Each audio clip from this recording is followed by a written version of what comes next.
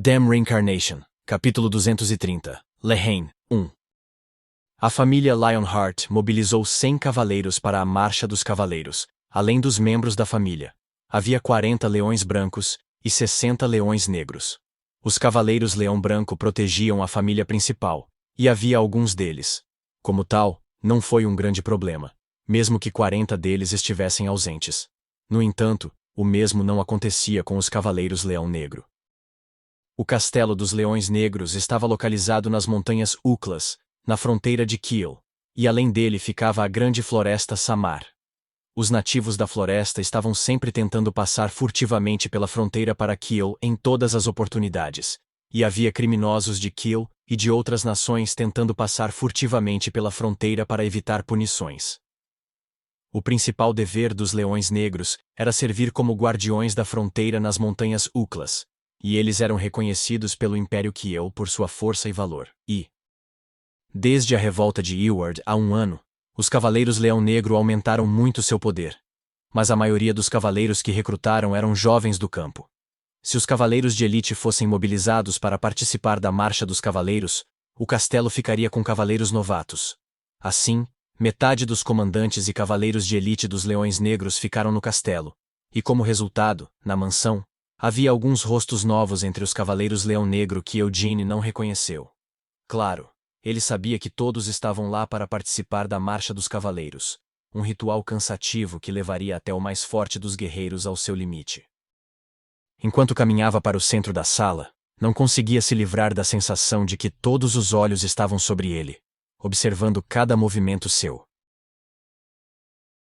Mas nem todos eram rostos desconhecidos. Eugene olhou para Gargith, que estava olhando atentamente para ele enquanto orgulhosamente empinava o peito. Assim como Desra, Gargith decidiu se juntar aos Cavaleiros Leão Negro. Eugene não disse uma palavra e olhou para o homem ao lado de Gargith, Genos, o capitão. Originalmente, ele comandava a 2ª divisão. No entanto, depois que Dominic morreu, sua divisão subiu um nível. Eugene limpou a garganta quando sentiu o calor de seus olhares. Já fazia um bom tempo desde a última vez que ele se encontrou com Genos, ou Gargith, mas... Eugene se sentiu um pouco envergonhado ao ver como os olhos de Genos estavam cheios de lágrimas. Que conquista! A última vez que Genos viu Eugene foi no Castelo dos Leões Negros, um ano atrás. Naquela época, Eugene era incrivelmente forte e mostrava uma taxa de crescimento insana. Fazia um ano desde então, e o crescimento de Eugene foi suficiente para surpreender Genos. Com isso dito, Genos não levou o choque tão forte. De certa forma, ele pensou que era natural. Genos sabia que Eugene era na verdade Hamel, um membro do grupo do herói de 300 anos atrás. Embora seu corpo pertencesse a um jovem de 21 anos, sua alma era muito mais velha, o que tornava seu crescimento explosivo natural. Hamel não havia aprendido a fórmula da chama branca de Lionhearts em sua vida passada. Em outras palavras, seu método de treinamento atual era completamente diferente do anterior.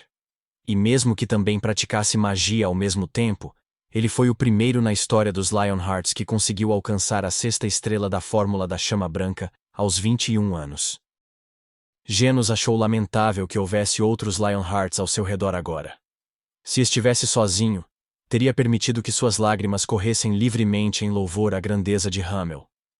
Ele ainda tinha um desejo profundo de fazer isso, mas não podia. Não ali, não naquele momento. Ele deu uma olhada de soslaio para o rosto de Gargith. Era impossível acreditar que pertencia a um jovem de 23 anos. Havia algo que você queria me dizer? Perguntou Eugene enquanto olhava para Genos. Ele tinha muito a dizer, mas não podia falar o que pensava com Gargith parado ali. Bem, ótimo trabalho vindo até aqui, respondeu Genos. Onde está o chefe da família? Perguntou Eugene. Com os anciãos. Eles foram ao castelo para discutir o cronograma enquanto estamos aqui, disse Genos. Eugene acenou com a cabeça antes de desviar o olhar para Gargith, que ainda estava estufando o peito com orgulho. Por que você está fazendo isso? Perguntou Eugene. Vamos tomar banho, respondeu Gargith. Foi totalmente inesperado, mas não havia razão para Eugene recusar. Ele olhou para trás e viu os olhos de Christina brilhando. Claro, Não era como se ela estivesse ansiosa por um banho misto ou algo assim. Os dois haviam atravessado o campo de neve por quase um mês. Embora tivessem se mantido limpos e mantido sua higiene com magia, seu desejo de mergulhar em um banho quente não era algo que pudesse ser acalmado por magia. No final, Eugene e Christina acabaram seguindo Gargith até o banho.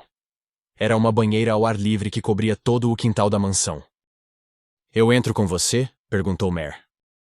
Pare com o absurdo e vá com Christina, respondeu Eugene. Ele ignorou como a familiar fez beicinho e a entregou a Christina antes de entrar no banheiro masculino com Gargith. Você viu os habitantes de Bayar? Perguntou Gargith. Sim, respondeu Eugene. Todos eles têm belos músculos. Dizem que as fontes termais aqui são muito úteis para o crescimento muscular, disse Gargith. Entendo, Eugene murmurou. Parabéns por alcançar a 6ª estrela da fórmula da chama branca, continuou Gargith. Obrigado, respondeu Eugene. Você não vai me parabenizar também? Perguntou Gargith. Bem, parabéns por se tornar um leão negro. Não vim aqui tomar banho com você porque queria ouvir essas palavras, disse Gargith. A fonte termal era realmente maravilhosa, e lembrou a Eugene de como Moron costumava falar sobre o rio quente de sua cidade natal. Vermouth também disse algumas coisas sobre as fontes termais. Será que simplesmente mergulhar nelas aliviava sua fadiga? Bem, era verdade. Não é só a fadiga, o rio quente está cheio de água medicinal que cura doenças e feridas. Então apenas mergulhar um pouco nela funciona muito bem. É especialmente bom para a pele, então as mulheres adoram. De fato, quando Eugene deu uma olhada melhor na água termal, ele pôde ver que ela tinha uma mana densa. A água borbulhou de repente, e quando Eugene olhou para o lado para encontrar a fonte da comoção, ele pôde ver Gargith mexendo seus músculos. Seu corpo está melhor, gaguejou Eugene com uma cara azeda. Ele sentiu uma pressão silenciosa, e só então Gargith assentiu com uma expressão satisfeita. Parece haver muito debate sobre o treinamento conjunto, disse Gargith. É por causa do perigo? Perguntou Eugene. Isso mesmo. Não importa o quão cuidadoso você seja, uma faca cega pode facilmente tirar a vida de um homem. E também não estamos treinando com uma única organização. Os cavaleiros que se reuniram em Lehane pertencem todos a diferentes ordens e grupos. Se houver um pouco de agenda política envolvida, isso pode facilmente levar à mutilação deliberada, respondeu Gargith. O objetivo da Marcha dos Cavaleiros era unir as nações e as ordens de cavaleiros do continente. Mas até as crianças sofriam ferimentos, e até morriam se não tivessem sorte durante os jogos de guerra. Por isso, era praticamente impossível que não houvesse acidentes durante o treinamento dos cavaleiros. A Marcha dos Cavaleiros deveria ser um monte de amistosos realizados entre ordens de cavaleiros com o propósito de treinamento. E não foi decidido que desta vez seria uma guerra de ocupação? Perguntou Eugene.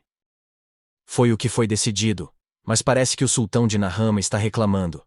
Ele está dizendo que os guerreiros do deserto e os assassinos não poderão exibir todas as suas habilidades, pois o campo de neve é completamente diferente do deserto, respondeu Gargith. Então o que ele quer que façam? Perguntou Eugene. Ele pediu para convocar um grande número de monstros em Lehainjar e partir em uma expedição. Embora seja uma proposta repentina, algumas nações a estão apoiando, disse Gargith.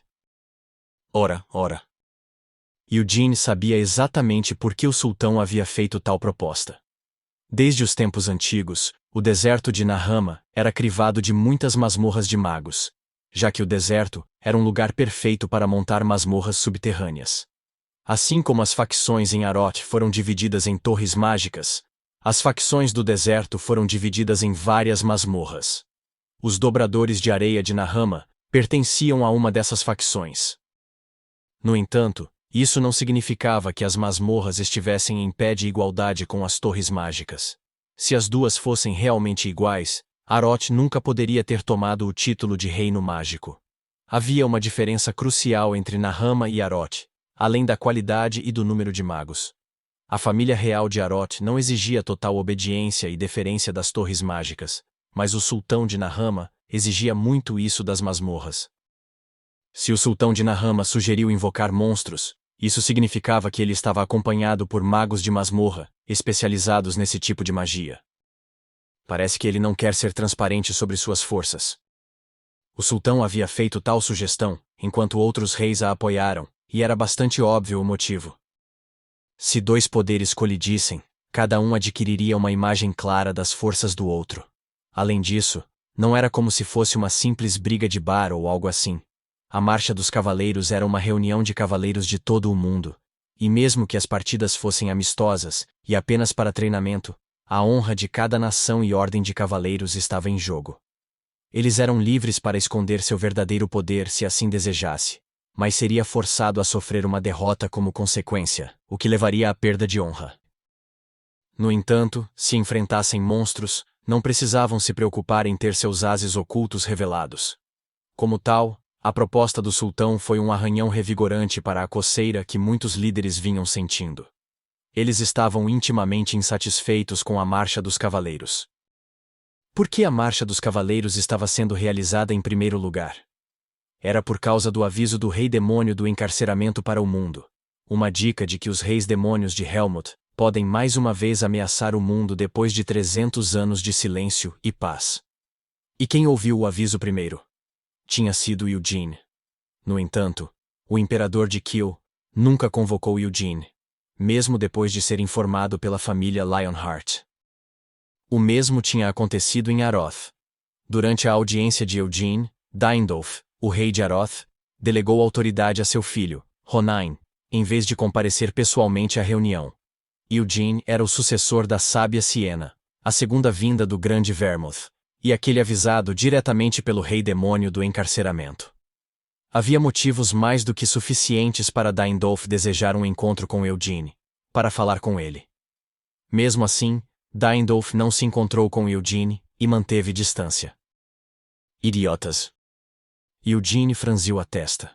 No final, a Marcha dos Cavaleiros era apenas uma reunião inacabada que parecia razoável na superfície. Os líderes das nações realmente não acreditavam que o rei demônio do encarceramento iria quebrar a paz. Era algo compreensível. Se o rei demônio do encarceramento quisesse, havia oportunidades mais do que suficientes para fazê-lo desde o início. Durante estes últimos 300 anos, sinto que continuei a mostrar boa vontade e respeito suficientes aos descendentes de Vermuth. Respeitei a liberdade deles de não me mostrar qualquer boa vontade ou respeito em troca. No entanto, estou preocupado que você possa considerar minha boa vontade contínua como garantida. Com a liberdade vem a responsabilidade. Liberdade sem responsabilidade é apenas indulgência. Descendente de Vermuth, diga isso a todos no clã Lionheart. Não tome a boa vontade que lhe concedi como um incentivo para ir longe demais. Se você não me der a devida consideração, também não o respeitarei mais. O rei demônio do encarceramento o havia avisado assim na tumba do deserto. Foi um aviso muito direto e flagrante, e a Marcha dos Cavaleiros não era diferente de uma demonstração de força contra o aviso do rei demônio do encarceramento, mas Eugene não pôde deixar de se perguntar se as forças combinadas do continente eram suficientes para chocar o rei demônio do encarceramento.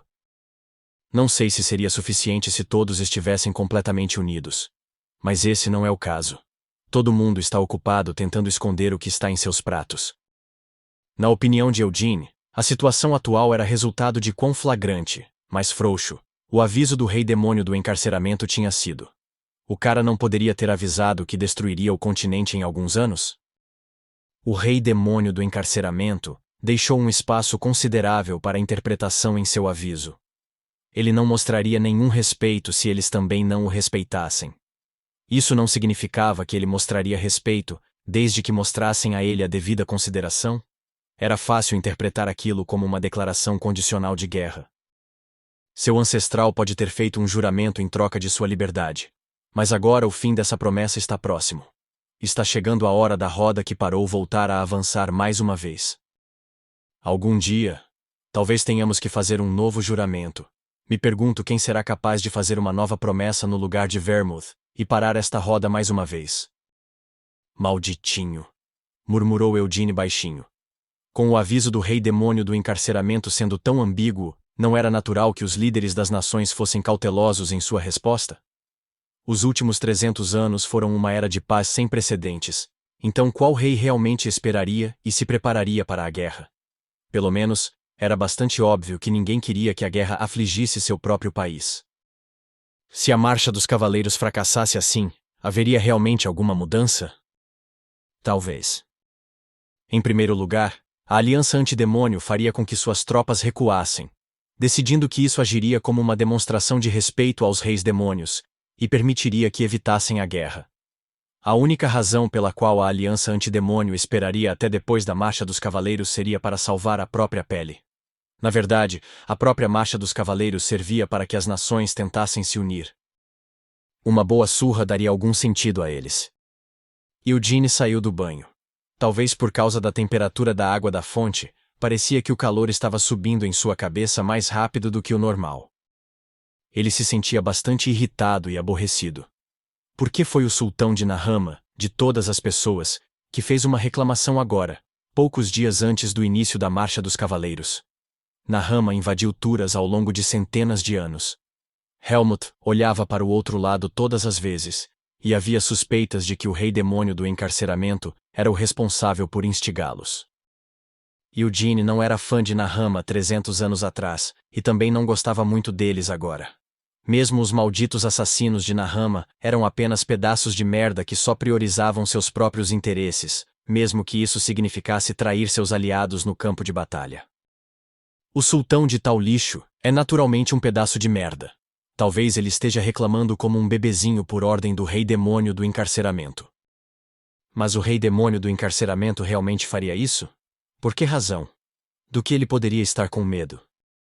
A mente racional de Eugene deu a ele respostas plausíveis, mas decidiu ignorá-las. Na verdade, não importava para Eugene como a Marcha dos Cavaleiros terminaria.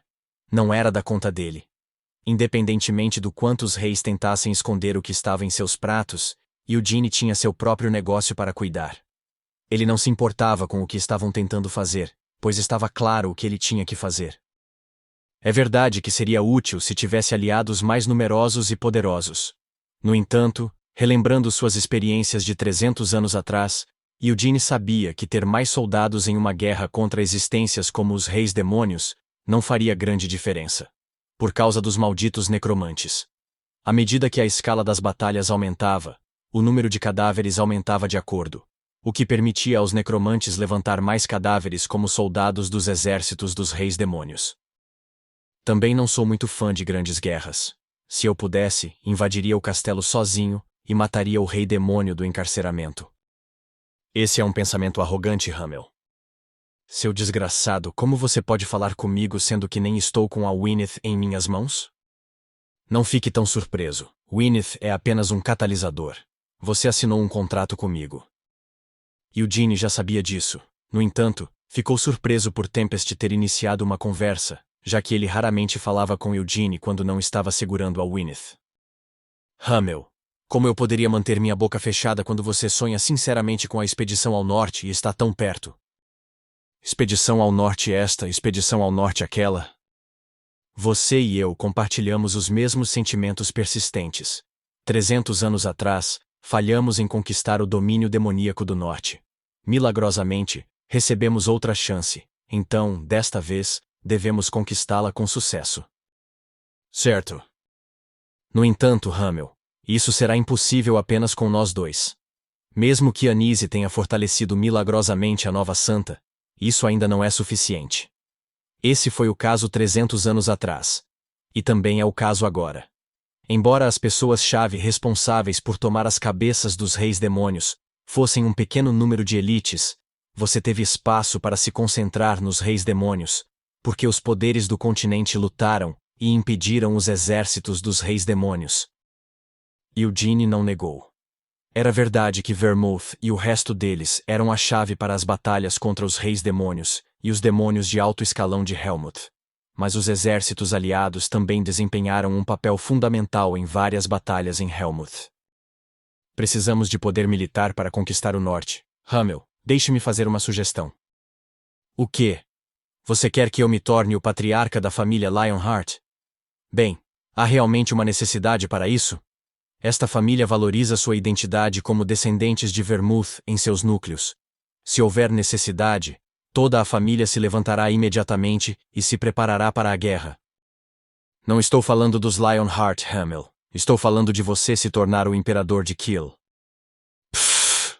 Eugene cuspiu a água fria que havia bebido depois de sair do banho. Ele não podia acreditar no que acabara de ouvir.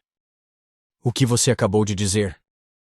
Não é impossível. Até Moron se tornou o rei de um país. Então por que você não poderia ser um rei também, Hamel? Não, mas isso é... E se é impossível para você ascender ao trono como o imperador de Kiel, que tal como o Papa do Império Sagrado de Juras? Eu não acho que é impossível você se tornar o Papa. Na verdade, deveria ser mais fácil do que se tornar o imperador de Kiel. Eugene, você tem a espada sagrada com você. Além disso, Anise, a santa de 300 anos atrás, assim como Cristina Rogeres, a santa atual, estão apoiando você totalmente. Imagine isso. Imagine você segurando a brilhante espada sagrada e a santa seguindo atrás de você, com todas as suas 8 asas abertas. Se você quisesse se tornar o Papa, quem questionaria sua legitimidade naquele país de fanáticos? Tempest tinha razão. Eugene brevemente se imaginou como o Papa. Ele usaria um manto de puro branco, uma coroa de ouro na cabeça, e rezaria com um sorriso santo. Ai ai! Ele não podia deixar de querer vomitar. Não conseguia nem pensar nisso, por mais que tentasse. Claro, era uma possibilidade. Mas Eugene não pôde deixar de pensar que levaria muitos súditos de Juras para o inferno como o Papa. Não posso, não vou. Por quê? Tenho certeza de que poderia se quisesse, mas... eu não quero. Você não quer o poder e a autoridade de um rei? Pois é, não preciso disso. Eugene se vestiu, ignorando as divagações de Tempest. Olhando para trás, podia ver Gargith derramando água termal nos músculos do braço. Eugene saiu do banho balançando a cabeça com seu comportamento misterioso. Christina e Mare não pareciam ter saído do banho ainda, e Eugene pensou momentaneamente em ir para seu quarto para descansar, mas ainda se sentia um pouco aquecido de mais cedo. Eventualmente, colocou seu manto e deixou a mansão. Ainda estava nevando. Embora não fosse um clima ideal para passear, era perfeito para se refrescar depois de um mergulho na fonte termal. Eugene começou a caminhar sem um destino específico em mente. Havia muitas pessoas, ou melhor, cavaleiros na rua, embora não se importassem em vestir suas armaduras enquanto estavam na fortaleza. Os cavaleiros estavam vestidos com uniformes diferentes, e depois de caminhar um pouco, Eugene percebeu que estava caminhando pela zona designada a Kiel. Como se quisesse mostrar o poder do Império, o imperador de Kiel trouxe as elites de 3 diferentes ordens de cavalaria. Os Cavaleiros Dragão Branco, liderados por Alcester, eram de longe os melhores dos 3. Mas os Cavaleiros Águia Negra e os Cavaleiros Espada de Prata também não deveriam ser menosprezados. Aqueles com as asas negras gravadas no peito eram membros das Águias Negras. Eles olharam para Eugene com olhos curiosos e alertas, mas não se incomodaram em se aproximar dele ou falar com ele. O mesmo era verdade para Eugene. Ele não tinha motivos para abordá-los. Embora seus olhares fossem um pouco irritantes, ele os ignorou e passou. Depois de caminhar um pouco mais, viu pessoas vestidas com roupas coloridas, muito diferentes das dos cavaleiros. Mercenários. Ele sabia que vários grupos mercenários comparáveis a ordens de cavalaria também haviam chegado a Lehane. Visto que estavam situados perto dos cavaleiros de Kiel, pareciam ser mercenários operando em Kiel. Eugene estava preocupado que alguns dos mercenários esquecessem seu lugar e começassem uma briga, mas, felizmente, essas coisas não aconteceram. De certa forma, era natural. Os mercenários não eram todos idiotas, e aqueles pertencentes a grandes grupos eram estritamente disciplinados, em alguns aspectos, até mais do que ordens de cavaleiros. Depois de um tempo, Eugene deu meia volta no castelo. Era bastante óbvio. Assim como o imperador de Kiel permaneceu no alto do castelo, o povo do império foi designado para uma seção próxima ao castelo. Do outro lado de Kiel estava a zona pertencente a Juras. Eugene virou a cabeça quando sentiu olhares em direção a ele. Ele podia ver o medo em seus olhos e sabia o motivo. Aqueles que se escondiam no beco observando vigilantemente Eugene eram os inquisidores do Maleficarum. Eugene não reconhecia os rostos daqueles vestidos com mantos vermelhos, mas podia adivinhar pelos olhares quem eram. Devem ser sobreviventes da Fonte de Luz. Ele havia matado alguns, mas não todos. Os sortudos provavelmente ainda viviam com os ferimentos, enquanto os realmente sortudos de alguma forma conseguiram não encontrar Eugene. O que estão olhando, desgraçados? Eugene sentiu muitos olhares em seu caminho até ali, mas nunca achou necessário falar. Desta vez, porém, foi diferente.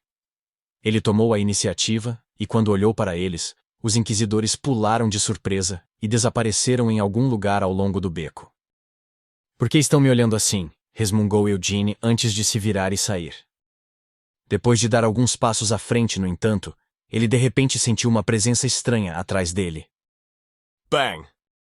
Assim que virou a cabeça para verificar a origem dessa sensação estranha, um som crocante o assustou. Ele se virou para encontrar um dos inquisidores de antes esparramado no chão, com a cabeça esmagada. O que é isso? Eugene olhou para o beco para onde os inquisidores haviam fugido, mas a pessoa que viu não era alguém que poderia esperar. Eugene lembrava muito bem que havia cortado todos os membros dela, mas isso não impediu Emoria de segurar um inquisidor pela garganta, usando um braço que ganhou sabe Deus de onde.